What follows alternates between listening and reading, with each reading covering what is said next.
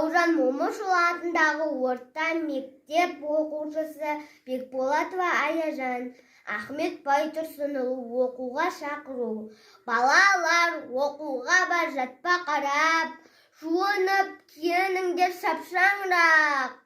Шақырды тауық мана әлде қашан, қарап тұр терезеден күн жылтырап.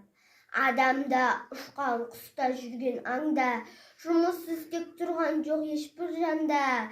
Кішкене қоңызда жүгін сүйреп, барады араларда ұшып балға. Күн ашық, тоғайлар жат ыңжың орман, оянып жан мақұлық түнде қонған. Шығады тоқылдақтың тоқ-тоқ даусы, сайрағы сарғалдақтың сыңғырлаған. Өзенде балықшылар ау қарап жүр, тоғайда орақ даусы шаң-шұң ұрған. Аллалап ал кітапты қолдарыңа, құлдарың Құдай сүймес жалқау болған.